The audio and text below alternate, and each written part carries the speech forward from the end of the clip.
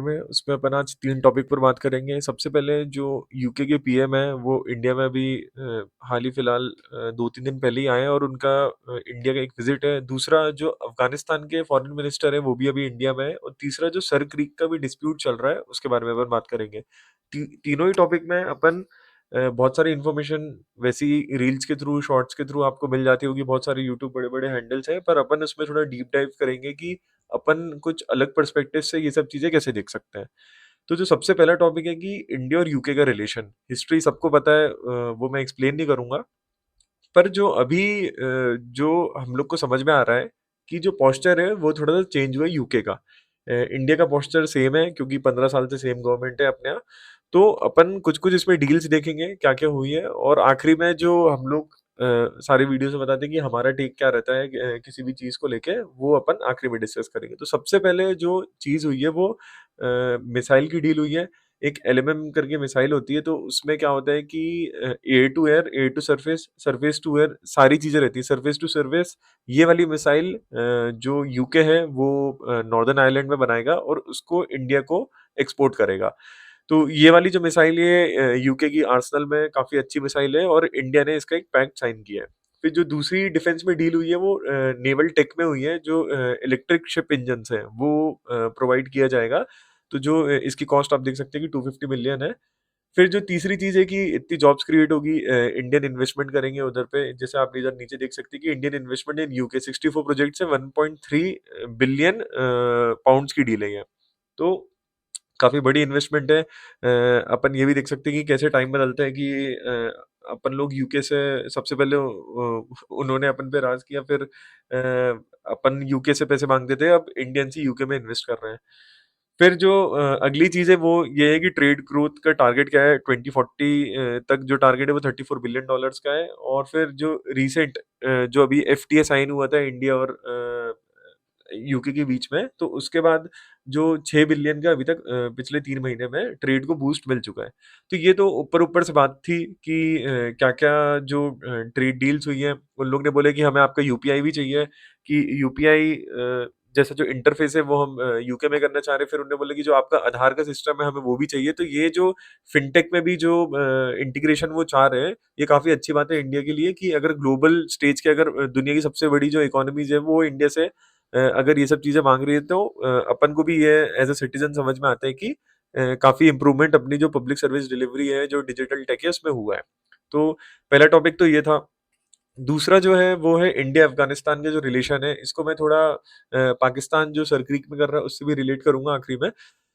तो सबसे पहले अपन की पॉइंट्स देखेंगे कि जो उधर के एफएम थे आमिर खान मुताकी, वो अभी इंडिया में 9 से 16 तक पूरे 1 हफ्ते के लिए आए हैं। फिर इनने अभी जयशंकर जी जो है उनके साथ मीटिंग भी करी है। तो इसमें मैंने कुछ-कुछ पॉइंट्स लिखे हैं, मैं आपको बता देता हूँ कि 2021 के बाद ये पहला अफ़गान का डेलीगेशन है जो इंडिया आया है।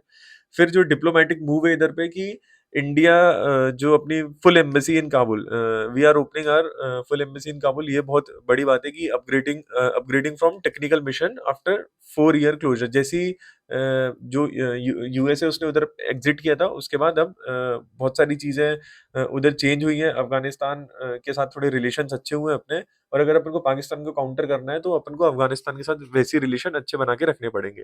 फिर सिक्योरिटी मैसेज यही था कि क्रॉस बॉर्डर टेररिज्म नहीं होना चाहिए।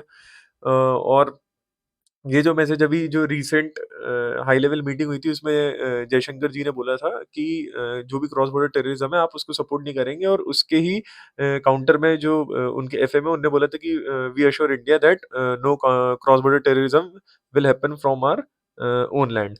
तो ये चीज़ तालिबान ने अश्योरेंस दी इस चीज़ की। फिर जो एड दिया इंडिया ने कि 6 न्यू हेल्थ प्रोजेक्ट्स ये इंडिया इंदिरा गांधी के टाइम से ही कर रहा है। फिर एम्बुलेंसेस, एमआरआई, सीटी मशीन्स, वैक्सीन्स, ये सब इंडिया ने प्रोवाइड किया। इकोनॉमिक टाइज़ जो है वो मुझे नहीं लगते कि कुछ ऐसे आप जैसे यूके से बात कर रहे हो वैसा कुछ हो पाएगा, पर ये है कि कुछ इंफ्रास्ट्रक्चर प्रोजेक्ट्स आप उनके साथ कर सकते हैं।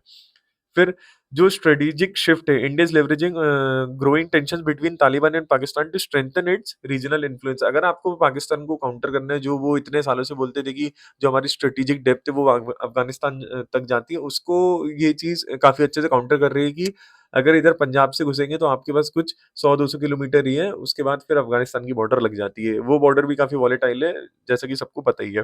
फिर रीजनल कॉन्टेक्स्ट ये the visit followed a Russia hosted Afghanistan conference, India opposes any foreign military presence in it. तो इसपे यही चीज़ है कि अगर आप मोटा-माटी देखेंगे कि इंडिया अफ़गानिस्तान जो स्ट्रैटेजिक डेप्थ है पाकिस्तान की वो ख़त्म करनी है। अगर आपको कुछ उधर से ऑपरेशंस लॉन्च करने हैं जो इनडायरेक्ट ऑपरेशंस होते हैं वो आप अफ़गानिस्तान से कर सकते हैं। तो ये काफ़ी ऑफेंसिव पोस्चर था और मेरे ख़्याल से इससे ज़्यादा इससे कुछ और अपन को वो निचोड़ नहीं निकालना चाहिए कि बहुत सारे न्यूज़ चैनल्स हैं, इवन आजकल तो सब सब लोग ही जियोपॉलिटिकल एक्सपर्ट हैं।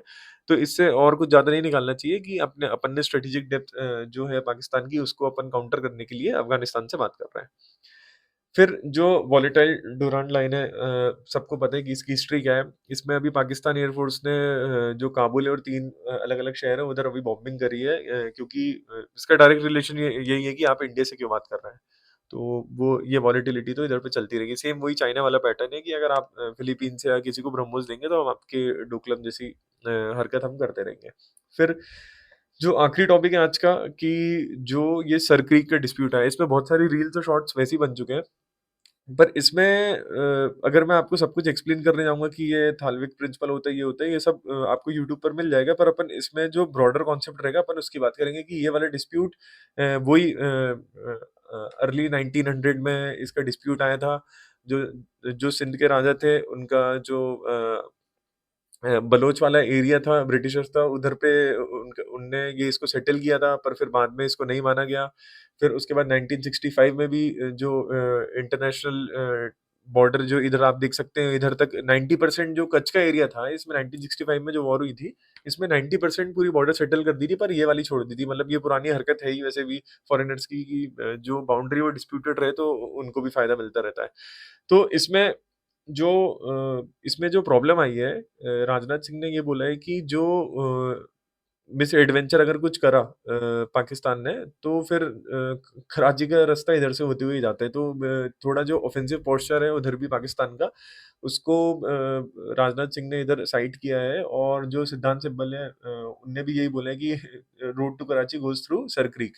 तो इसमें यही चीज़ अपन को ध्यान रखनी पड़ेगी कि अगर आप बोल रहे हैं कि हमें पीओके चाहिए इसमें मैं आपको आखिरी में बताऊँगा अभी कि जो हमारा टेक क्या है। अगर आपको पीओके चाहिए तो आपको उससे पहले सरक्रीक ज़रूर ले लेना चाहिए। ये काफ़ी ऑफेंसिव पोस्चर है। एक तो इतनी पोस्ट ऑप सिंदूर काफ़ी ऑफेंसिव पोस्चर पे इंडिया है। अगर कुछ भी हरकत अगर पाकिस्तान करेगा तो शायद ऑपरेशन सिंदूर 2.0 में ये वाला एरिया अपने पास आ सकता है।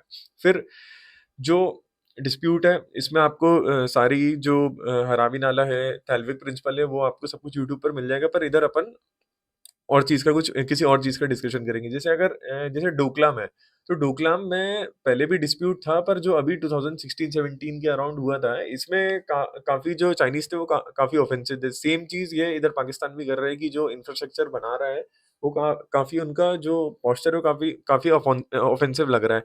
तो ये चीज़ इंडिया को देखनी पड़ेगी कि डोकलाम जैसा क्राइसिस इधर ना आए। अगर आप प्रिएम्प्टिव होकर कुछ ऑपरेशंस इधर कर सकते हैं, अगर आप एरिया कैप्चर कर सकते हैं, तो आपको ज़रूर करना चाहिए। फिर ऐसा नहीं है कि इकोनॉमिक वायबिलिटी इसकी कुछ भी नहीं है, गैस, ऑयल, फिश ये सब कुछ इधर आपको मिल ही रहा है। पर इसमें एक चीज़ सबको ये ध्यान देनी पड़ेगी कि यूपीए ने एक सर्वे कराया था पाकिस्तान गवर्नमेंट के साथ ही मिलके और उसमें यही चीज़ आई थी कि जो थोड़ा बहुत एरिया है सर क्रीक का वो पाकिस्तान की साइड जा रहा था। तो जब सीएम थे नरेंद्र मोदी गुजरात के तो उनने इसको अपोज़ किए थे 2006-7 के अराउंड की बात है ये। फिर पाकिस्तान ऐसा क्यों करता है? इससे उसको क्या फ़ायदा मिलेगा? उसको पता है कि इंडिया को तो वो हरा नहीं सकते पर उसको कांस्टेंट डिस्प्यूट चाहिए क्योंकि उधर की जो जनता है, उधर के जो लोग हैं, वो उनको उनकी जो मेंटालिटी है, उनकी ये मेंटालिटी है कि हाँ, 2 रोटी कम हम खाएँ, पर ये है कि इंडिया के साथ कांस्टेंट डिस्प्यूट चलते रहना चाहिए। तो ये अपनी जो उधर डिक्टेटरशिप है, आप कुछ भी बोल लीजिए, जो आर्मी का उधर रूल चल रहा है, उनको यही है कि कांस्टेंट डिस्प्यूट इंडिया के साथ चलते रहे, ताकि जो लोकल इश्यूज़ हैं, उस पे जो जनता है, वो बिल्कुल भी बात ना करे। तो ये सर क्रीक का डिस्प्यूट है। आपको और इन्फॉर्मेशन वैसे भी यूट्यूब और शॉर्ट्स, रील्स पे मिल ही जाएगी।